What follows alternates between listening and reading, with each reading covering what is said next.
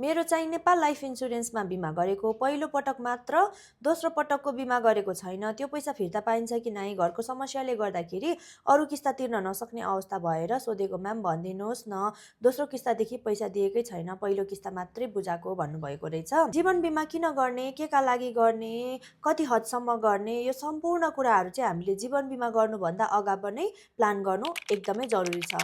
जीवन बिमा गर्नेहरू मात्रै होइन, जीवन बिमा गराउनेहरूले पनि यो कुरालाई चाहिँ एकदमै ध्यान दिनुपर्छ। अनि मात्रै जीवन बिमा गर्ने व्यक्तिहरूको चाहिँ जीवन बिमा कन्टिन्यू हुन्छ। जीवन बिमा त गर्नुहुन्छ, तर पहिलो वर्ष मात्रै प्रिमियम बुझाउनुहुन्छ, त्यस पछाडि चाहिँ कन्टिन्यू गर्नै हुँदैन रहेछ। धेरैजनाले चाहिँ मेरो भिडियोमा पनि कमेन्ट गरिराख्नुहुन्छ, मलाई पर्सनली मेसेज पनि गरिराख्नु भएको हुन्छ। 1 वर्ष मात्रै प्रिमियम बुझाउनु भएको छ भने चाहिँ यसलाई हजुरहरूले कुनै पनि समयमा फिर्ता लिन्छु भन्न पाउनुहुन्न।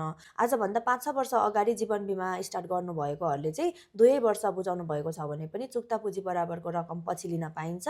तर अहिलेको समयमा चाहिँ चुक्ता पुँजी लिन, सरेन्डर गर्न अनि लोन लिनको लागि चाहिँ कम्तीमा 3 वटा प्रिमियम चाहिँ बुझाएको हुनुपर्छ। सर्वप्रथम त जीवन बिमा के का लागि गर्ने, किन गर्ने र कसका लागि गर्ने, यो सबै कुराहरूको बारेमा बुझ्नुपर्छ अनि बुझाइनु पनि पर्छ। बिमा गर्ने व्यक्तिको मात्रै कमजोरी हुँदैन, बिमा गराउने व्यक्तिको पनि कमजोरी हुन्छ है बिचैमा जीवन बिमालाई कन्टिन्यू नगर्नमा चाहिँ। जीवन बिमा त हाम्रो जीवनसँग सम्बन्धित कुरा हो र जोखिम वहनसँग सम्बन्धित अनि हाम्रो परिवारप्रतिको जिम्मेवारी र उत्तरदायित्वसँग सम्बन्धित रहेको हुन्छ।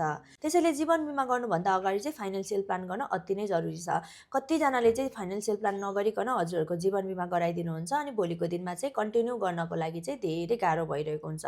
हजुरहरू मसँग जोडिनु भयो भने चाहिँ हजुरहरूले फाइनेन्सियल प्लान गरेर नै जीवन बिमा स्टार्ट गर्न पाउनुहुन्छ। त्यसको टर्म कन्डिसनको बारेमा पनि बुझ्नु पर्यो। जीवन बिमा गर्नु भनेको हाम्रो डेली लाइफलाई बाधक पुर्याउनको लागि कदापि होइन, तर हाम्रो भविष्यलाई सुमधुर बनाउन र हाम्रो भविष्यमा आउने जोखिमहरूलाई कम गर्नको लागि पनि जीवन बिमा गरिन्छ। यदि हजुरहरूलाई जीवन बिमा गर्न परेमा या त जीवन बिमाको प्लानहरूको बारेमा बुझ्न परेमा मलाई टिकटकमा मेसेज गर्न सक्नुहुन्छ।